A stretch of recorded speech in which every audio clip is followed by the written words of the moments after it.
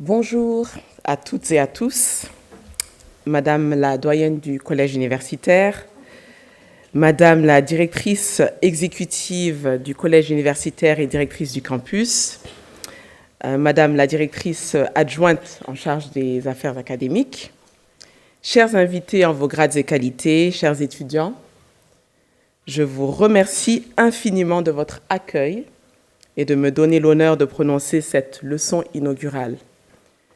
Je suis particulièrement heureuse d'être parmi vous aujourd'hui à Reims pour marquer le début d'un parcours qui, je le sais, sera riche et transformateur pour chacun d'entre vous. Vous aurez beaucoup de cours théoriques ici, et c'est une chance, mais pour ce moment inaugural, je voulais vous offrir autre chose. Quelques repères, des histoires, des anecdotes, et peut-être l'envie de réfléchir autrement à la place que vous aurez demain dans ce monde pluriel. Ce n'est pas la première fois que je suis à Reims. La dernière fois, c'était donc en 2018. J'étais alors ministre des Affaires étrangères de la République du Mali et j'accompagnais le président Ibrahim Boubacar Keïta aux côtés du président Emmanuel Macron pour rendre hommage aux 200 000 soldats africains qui ont combattu dans l'armée française pendant la Première Guerre mondiale. Ce moment m'a rappelé combien nos histoires, nos identités et nos héritages pèsent sur la manière dont nous comprenons le pouvoir.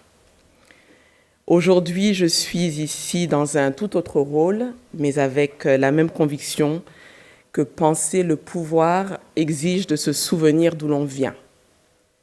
Allow me now to switch to English so that I can address every one of you. Good afternoon to all of you brilliant minds who will be having, without even realizing it, perhaps the only quiet time of your lives to think, to read, and to reflect. Whether you know it or not, being a student in such a prestigious institution gives you, in fact, the privilege of a safe bubble where you can ask hard and uncomfortable questions about the world. Here, you can imagine what it would take to end the war in Ukraine, to stop the devastation in Gaza, or to bring back democracy in the militarized Sahel region of Africa. Take advantage of what you have now, because once you graduate, the world out there is rough. You will be asked to negotiate with wolves and crocodiles, to work side by side with declared enemies, and to solve issues you had never imagined existed.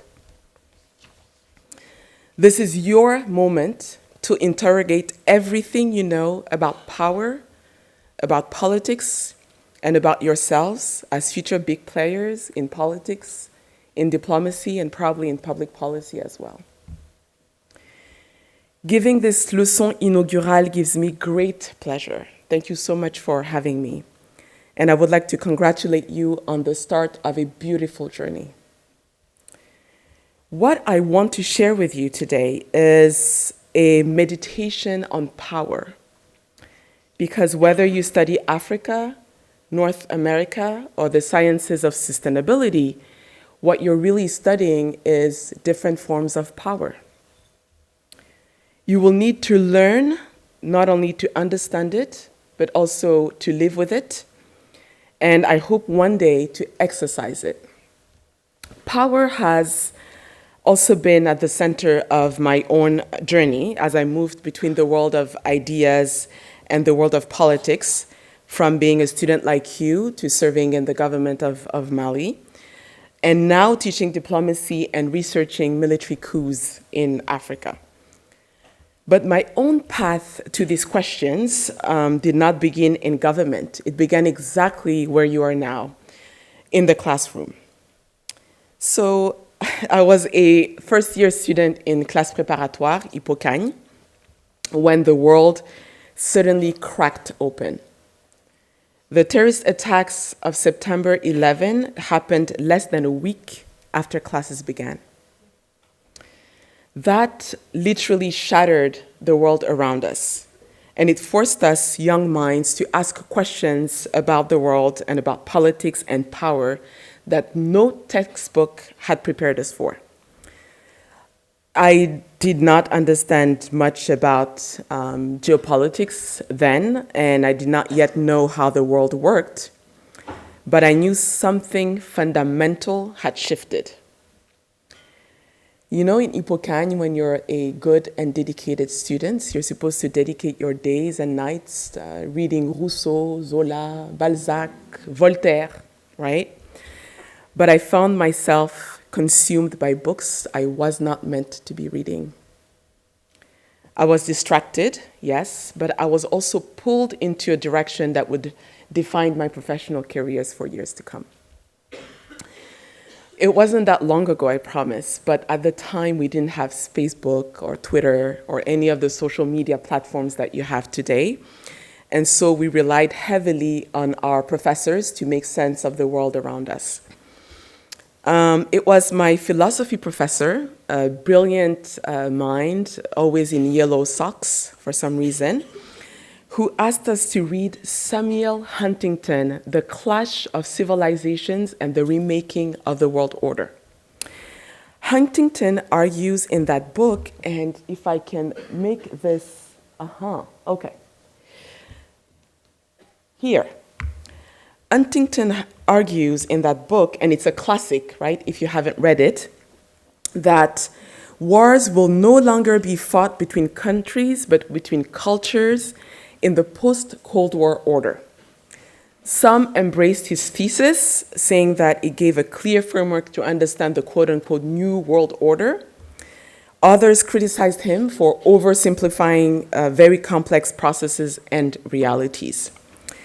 By recommending Samuel Huntington, my philosophy professor was hinting that maybe, just maybe, 9/11 was a war between cultures and ideologies. I could not buy that at all.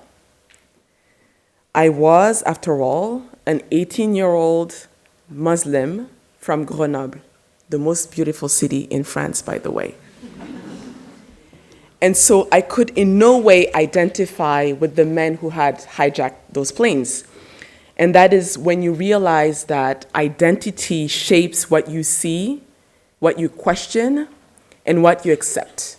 And in a place like Sciences Po, your own identities will do the same for you. The way you read an op-ed, the way you challenge a theory, or imagine a solution will be shaped by where you stand in the world.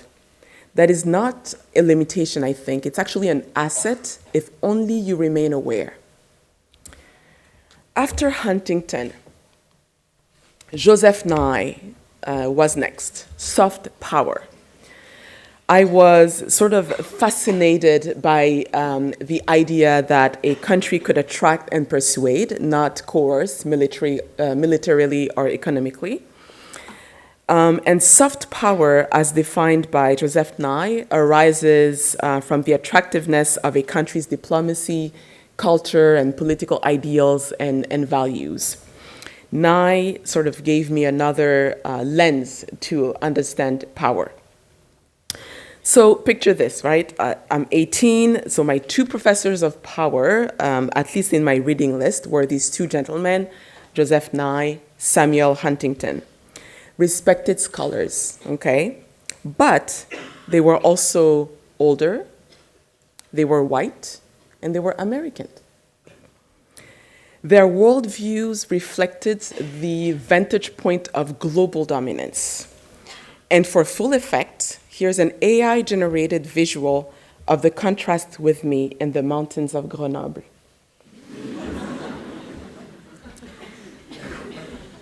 So, you can see why I started to question whether my worldview, my background, and my very complex identities were even in the conversation. And that is where curiosity and probably a little dissatisfaction kicked in. So I had started my studies seeing the world through the lenses of Huntington and Nye, but those lenses were built for looking down from the top of the global order. I wanted to know what the world looked like from the ground up, from the places that were not in the driver's seat. So I went looking for African, Asian, South American thinkers, people who had lived through military coups, international sanctions, liberation struggles, people for whom power was not an abstract theory, but a question of survival, of dignity, and identity. And so I learned about postcolonial thinkers who view power as something that is, yes, contested between states, but also within them, between the people, the army, and history itself. First one on my list, Achille Mbembe, for example. He examined what he calls the banality of power, en français, la banalité du pouvoir, where state power revolves around administrative and bureaucratic practices. And so this worldview becomes society's dominant code. It shapes common sense and everyday reality by embedding itself in both the governing institutions and the consciousness of the population. I also read Frantz Fanon, The Wretched of the Earth, Les Damnés de la Terre, where the political philosopher discusses the trauma of colonization and a sort of anti-colonial revolutionary consciousness, power as the capacity of the colonized to reclaim agency, dignity, and sovereignty through resistance, often violent, against colonial domination. And finally, and this is probably my favorite, Homi Bhabha. He's an Indian scholar and critical theorist who published in 1994 a brilliant book called The Location of Culture.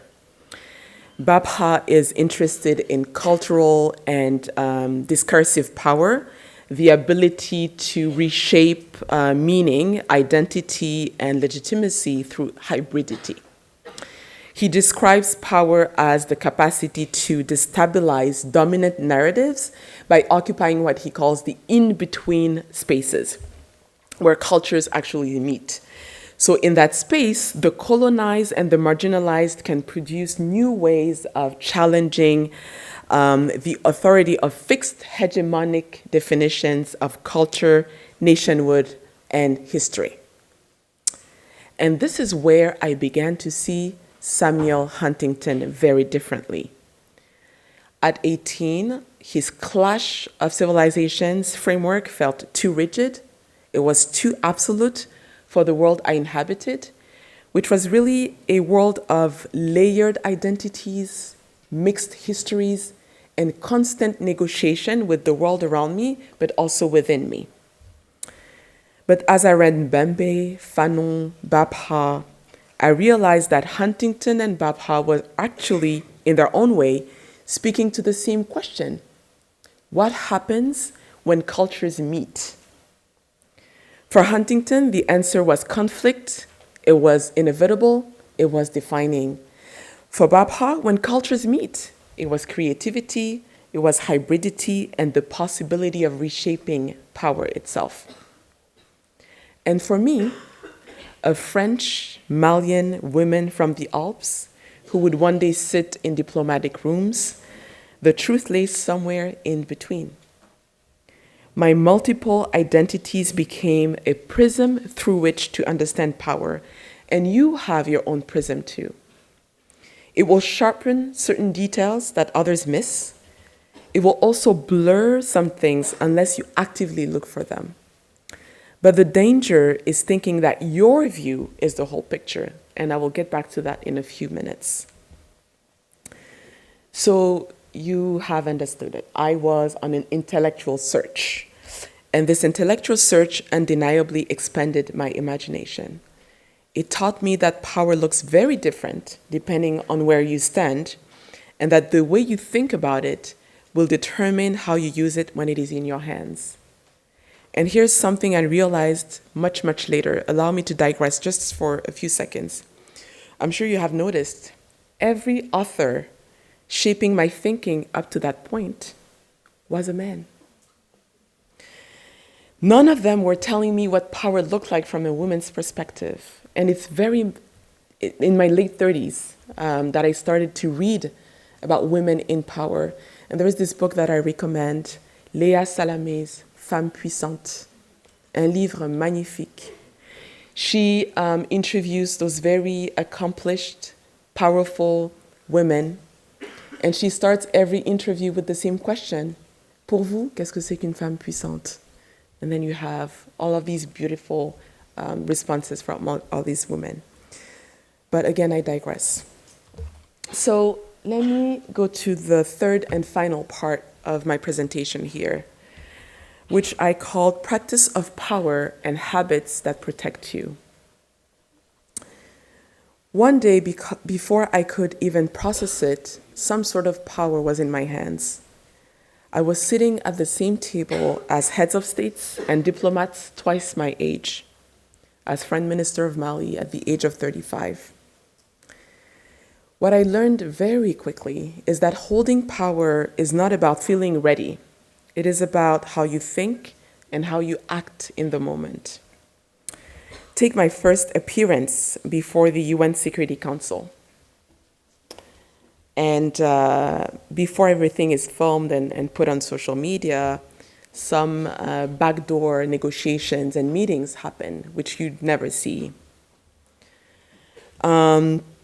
And so I was sitting across the table from 15 ambassadors. They were all scrutinizing Mali's progress on security, on human rights, and army reintegration. I could feel the unspoken question in the room. It was written on everybody's face. What the hell is this kid doing here? This is where habits of mind matter. I treated this exchange like an intense intellectual match. Every fact, every argument, every ounce of diplomacy had to be deployed with precision. By the end of that exchange, the respect in the room had shifted. That was my rite of passage. But not every moment is one of triumph. In another negotiation, I faced a communique that was drafted in a way that would have forced Mali to take sides in a regional conflict. I refused.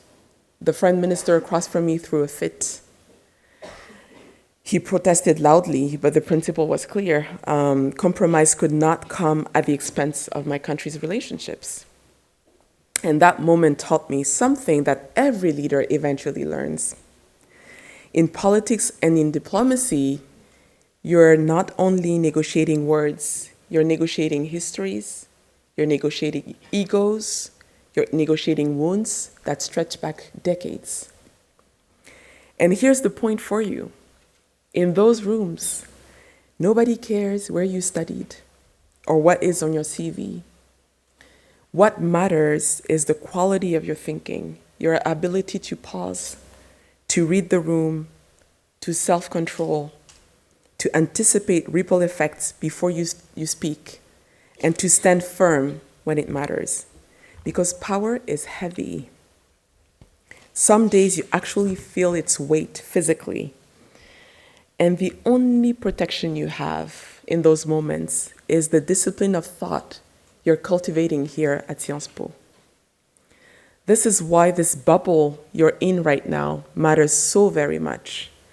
It is your training ground for the day you will be thrown into the arena with the wolves and the crocodiles and the declared enemies, when there will be no syllabus, no grades, only consequences.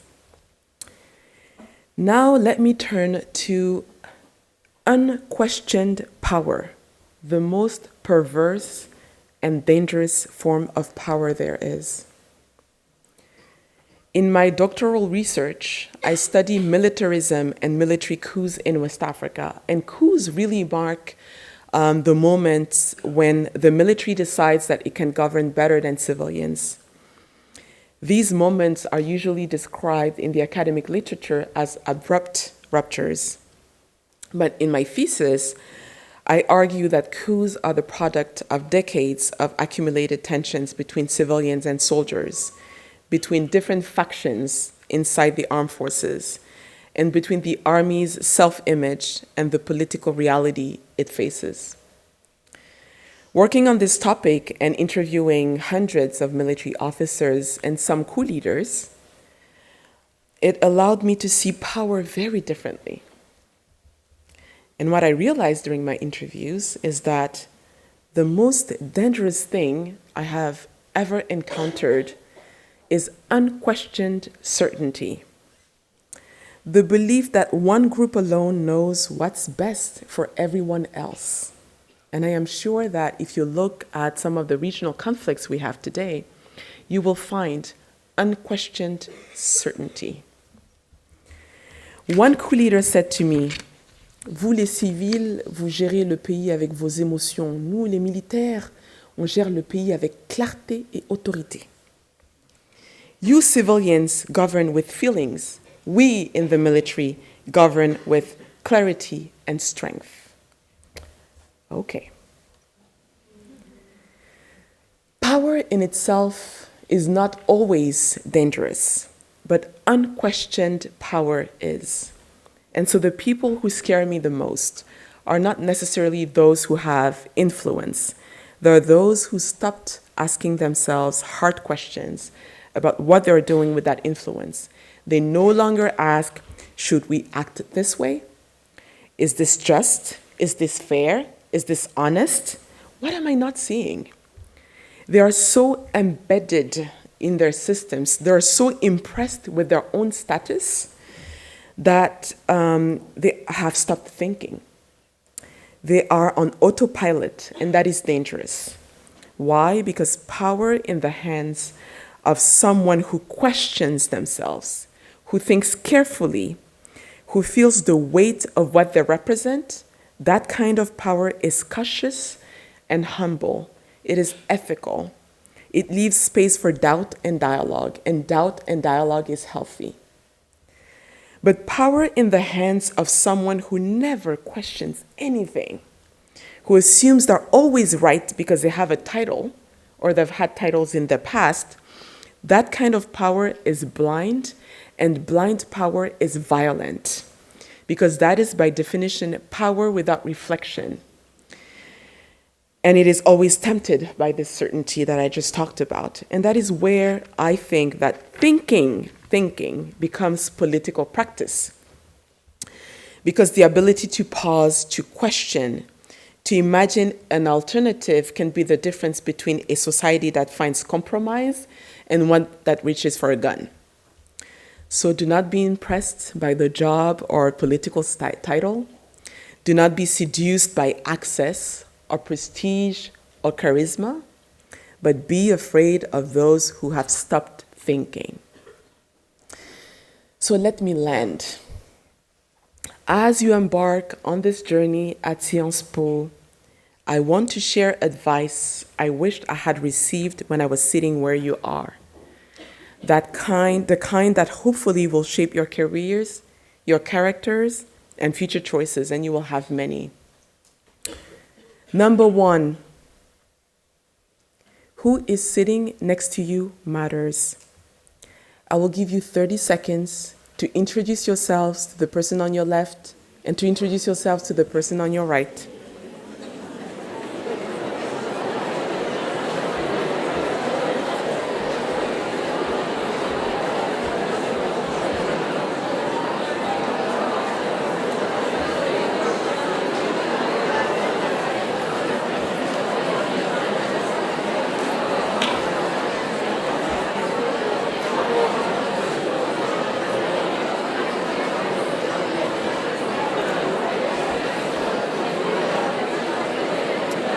Okay. All right. Now that you have introduced yourselves, these peers you just met, okay, they may one day call you with an opportunity that will change your lives, okay? They may become, you're laughing about it today, I promise you will remember me, okay, for saying this. They may become your co-founder. They may become your minister. They may become your ambassador, your fiercest advocate. So treat your peers with integrity, because reputation begins in small classrooms. Number 2, move with reliability. When you say, I will show up, show up. Trust is built in small interactions, in group projects, in coffees, in being prepared. And people may not always remember when you arrive on time, but I promise you that they will remember when you don't, okay? Reliability opens doors that brilliance alone cannot. And we all know you're brilliant.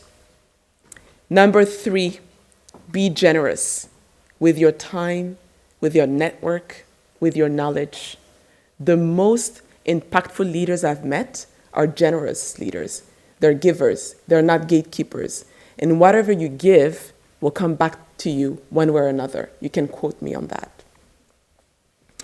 Number 4, do not be seduced by prestige. Prestige is hollow if it is not anchored in purpose. Ask yourselves often, what is my purpose? If you do not have an answer, I suggest you sit down and think about it. Number 5, protect your curiosity. Let yourselves wonder intellectually. Look at what I did in Ipokang. I did everything but Ipokang, okay? It is important that you expand your imaginations. Number 6, and this is maybe the most important advice I have for you. Your identities, some are visible, some are invisible.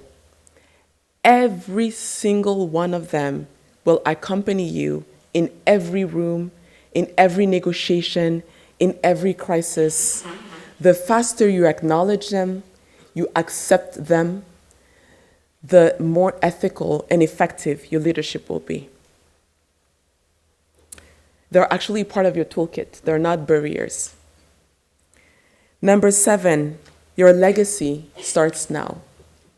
Not after graduation, not after your first job, now. The habits, the values, and the relationships you form here will echo. And so in closing, you are here to practice who you are becoming.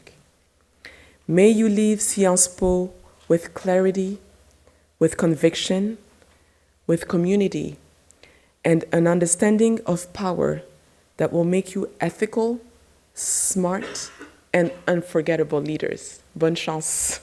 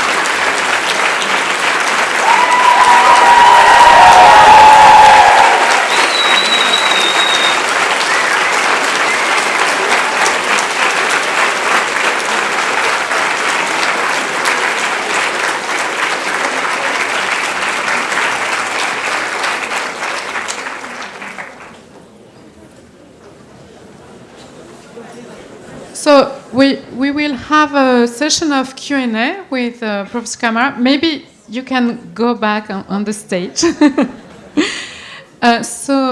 mics are going to go around. You can ask your questions either in French or English, as you prefer. So who wants to start? Here.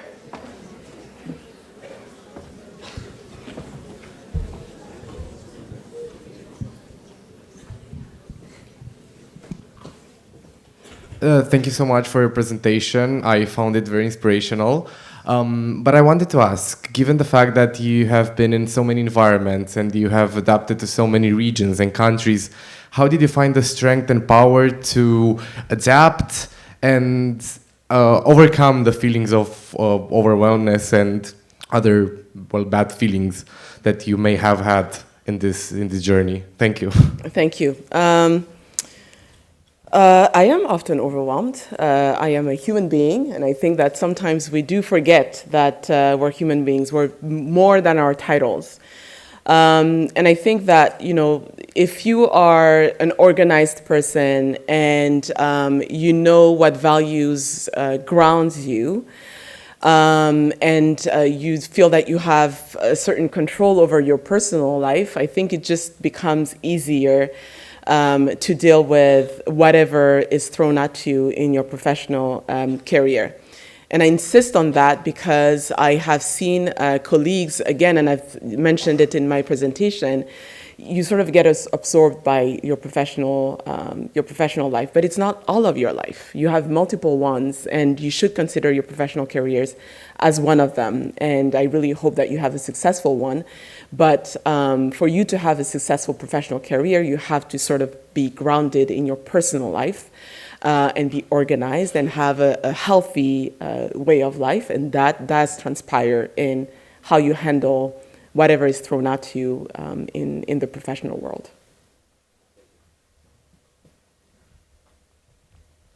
Thank you so much for this really inspiring presentation. You said that identity is a prison, and I wanted to know why. I said identity is? Is a prison.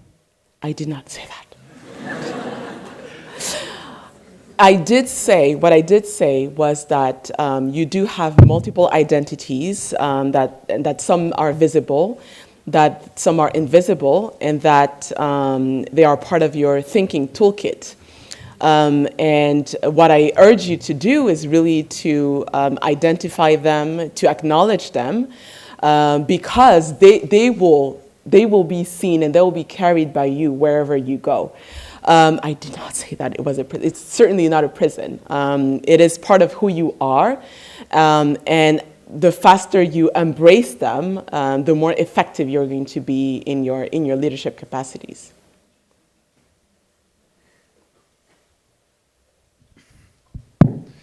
A very good afternoon, Madam Ambassador. Once again, thank you for the talk that you've given us. I do appreciate all the effort that has come into the results that you have talked about, and all your professional life is an example to follow.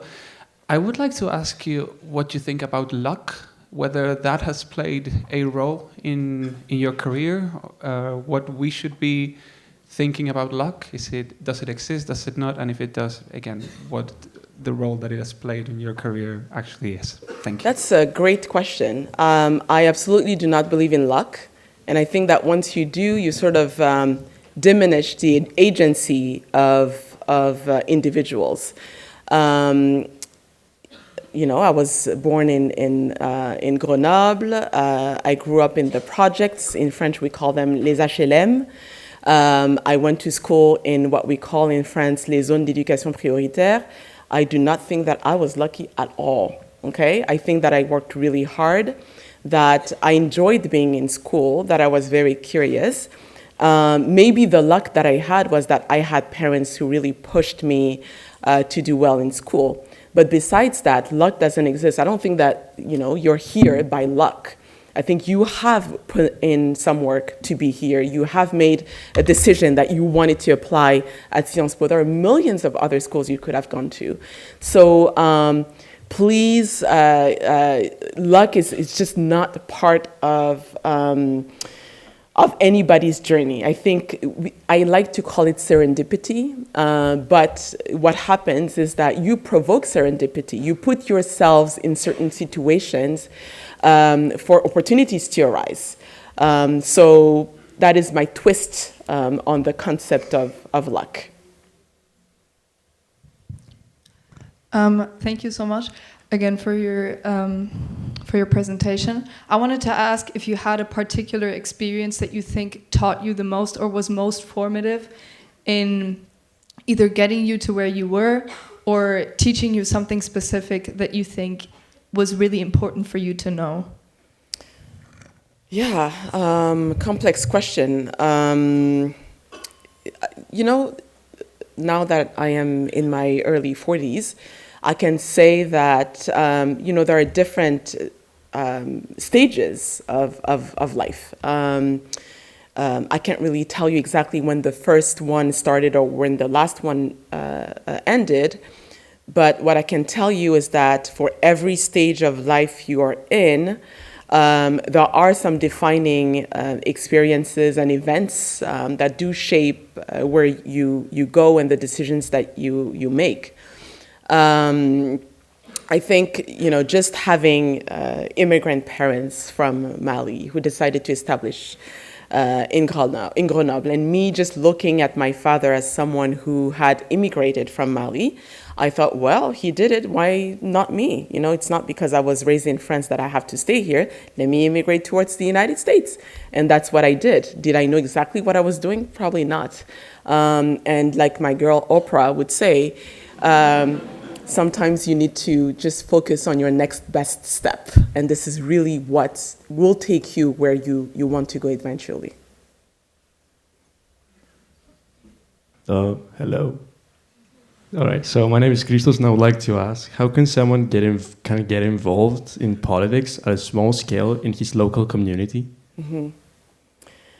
There are multiple ways of doing that. I'm not sure that I have a mode d'emploi, but there are just many ways of doing that. I remember that when I was much younger, I wanted to get involved in a political party in Grenoble, and I looked for the local chapter, and I just knocked on their door because, again, we didn't have any social media at the time, and I sort of volunteered there, and it led me to something else, etc. So there are just so many ways of getting involved in local politics. It really depends on your goal, your skills, and really, I wouldn't even worry about what you want to be within the next 10 years, right? Rather, what impact do you want to make within the next 6 months is a question that will suffice, and that will lead you to how you want to get involved. And I'm telling you, I also see people posting Twitter posts on social media who are, I think, active politically just by posting what they post. So that's to tell you that there are so many ways of being engaged politically, but if you want to do it formally, I think there are millions of possibilities, and you shouldn't limit yourself to anything, really.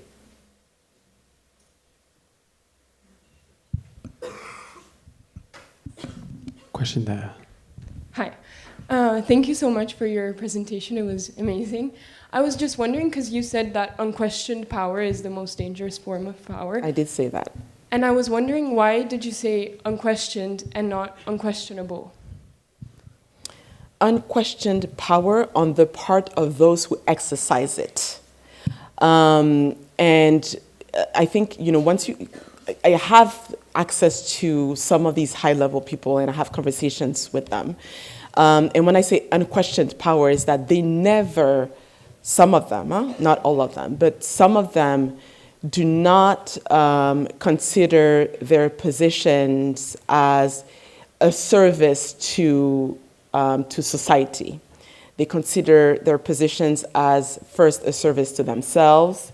And because they have this title, they assume that they know what's best for everyone. And to me, once you have this belief, then your power for you is unquestioned, because you never put into question your title, what you're there to do, and the purpose that I was referring to. And yes, I insist that I believe this is the most dangerous form of power that anyone can encounter. Hi. Once again, thank you for your presentation. You mentioned a couple of times that you have to negotiate with wolves, crocodiles, and the enemy. Yes. I was wondering, how can you dissociate on a personal level and make sure that it's not about your own convictions? And if you disagree with the person on a personal level, how can you make sure that things will still go? Excellent question. I think that your survival instinct will have you dissociate the personal and the professional. Again, we're all human beings, and yes, there are some attacks that can feel very personal, but if that happens to you, one day you will have to sit down and think, okay, why is this person attacking me? Or why is this group attacking me? If I wasn't in this position, would I receive the same attack? Probably not. And again, survival instinct. Some of these political positions are so fulfilling, yes, but to perform, you actually function in a very hostile environment, and you have to survive. You have to survive, and you still have to perform. And so you have, for your own sake, to dissociate the personal, but it comes with practice. It really doesn't come automatically. It didn't come to me automatically. It did come after a month of exhaustion.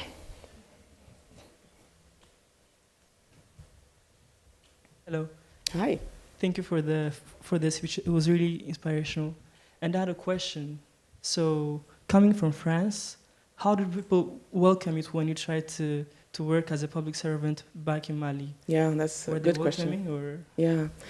So I was telling someone earlier today that, to me, I am 100% French, I'm 100% Malian, and I don't really cared much about how people viewed me. That was just, it's part of who I am. I can't change that, right? And so I think it's once I arrived in Mali and I didn't, pursue a political position. I was appointed foreign minister by I believe was a visionary president who really went to look for the diaspora and had this vision of bringing young people in the government that also were Malians, maybe a different kind of Malian, but they were Malians. And so, yes, I did get comments, well, you're French, okay, and then what? What does it change, It's part of, what I said earlier, your identities are your identities. You can't really change them, but you can acknowledge them. This is who I am, and I am sorry that you don't like the fact that I'm French, but I can't change that. So just deal with it. Good afternoon. My name is Bianca. Thank you for the lecture. It was lovely to hear you speak. My question for you is, what advice would you give to a person who finds themselves being the youngest in a room or the only woman in a room? How do you assert yourself in a situation in which you are very easily overlooked? Thank you. That's a good question. So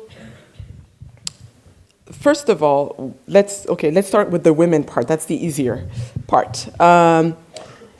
Not everyone around you, even when they're a male, will be hostile towards you. You will have some advocates, and you have to look for them.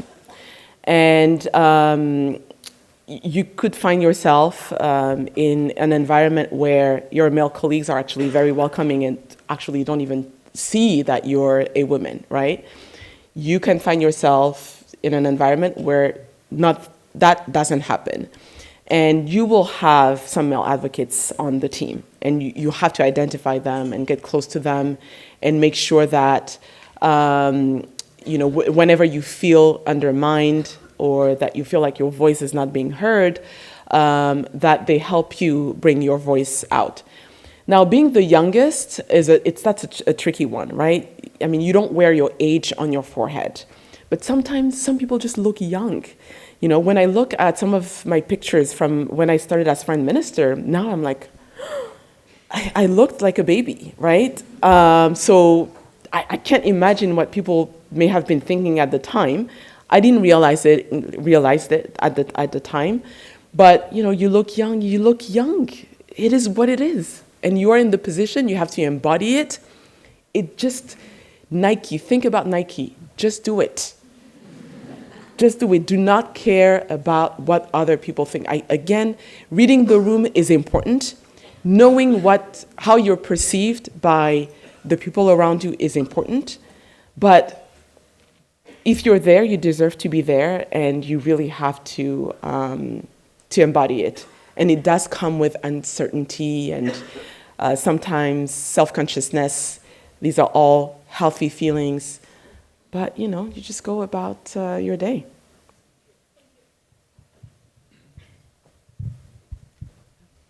Bonjour madame. Bonjour.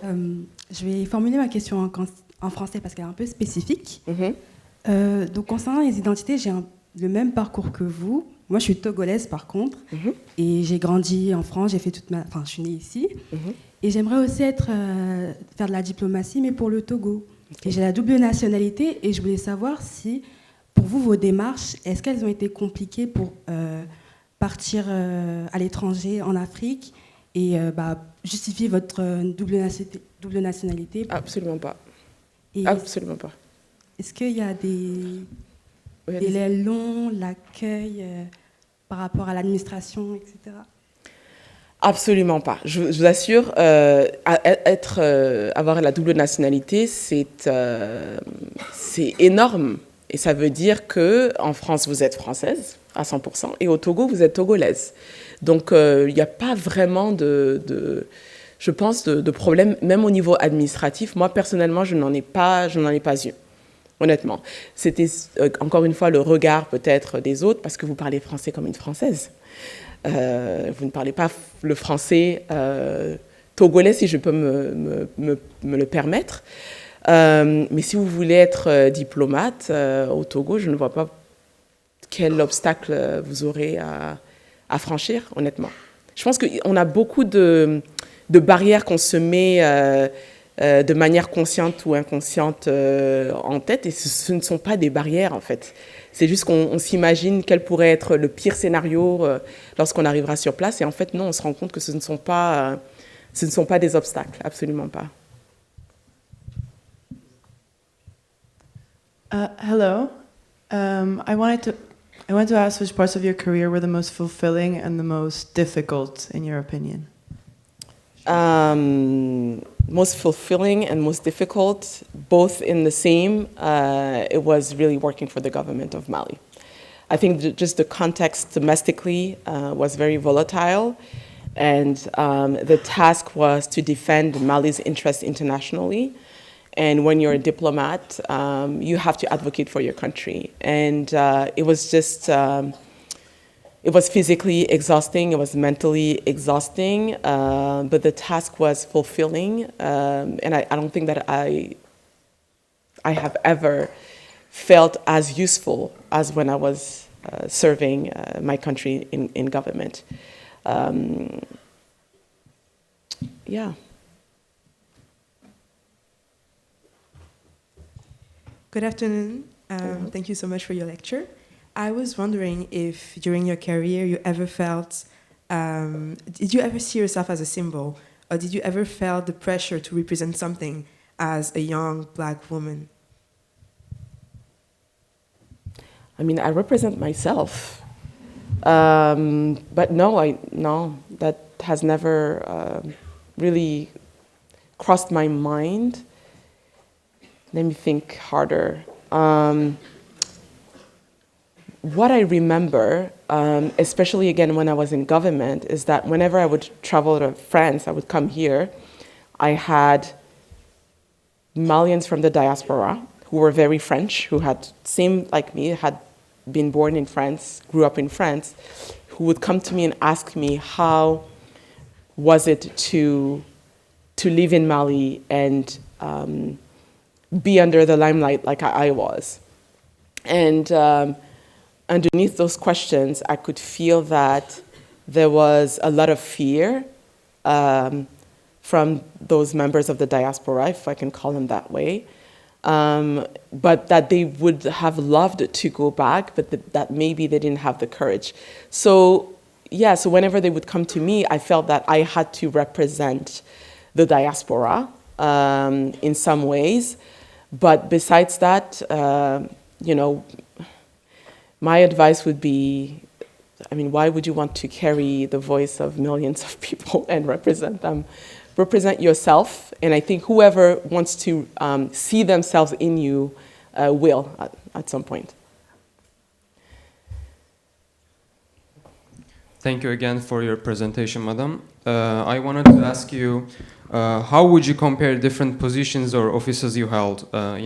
How did they align with your purpose, or what's the best outcome you ever get out of a particular event in your career? That's a difficult question. On the question of outcomes, that's a difficult one because sometimes mistakes were made that actually led to a very positive outcome.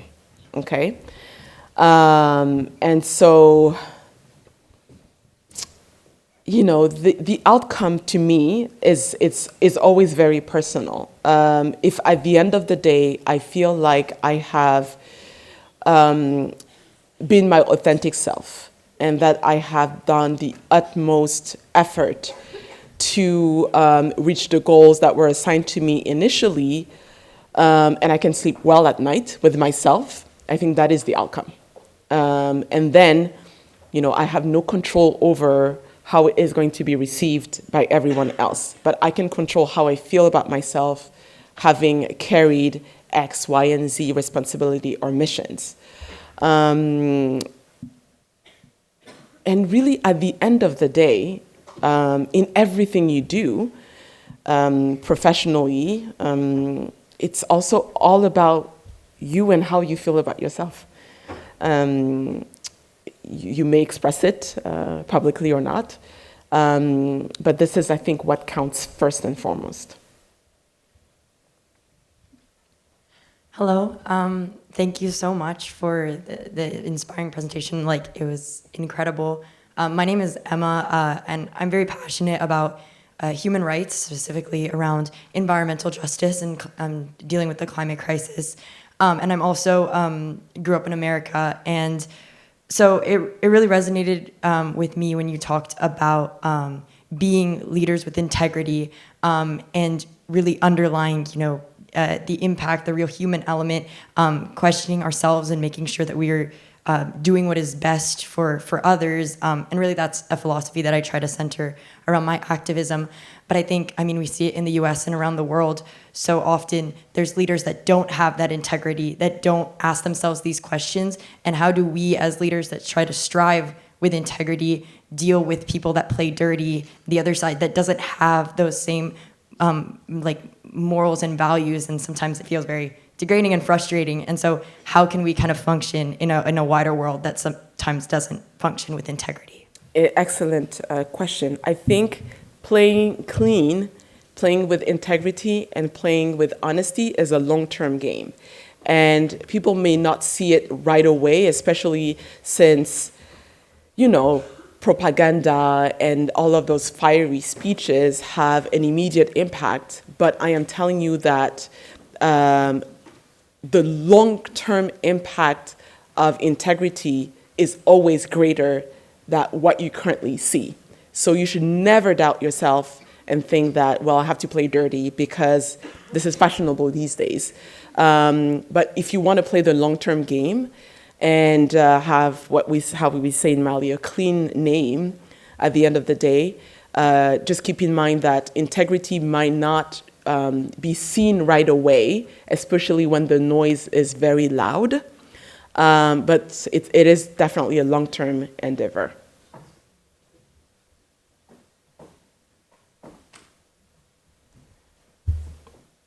Merci à tous.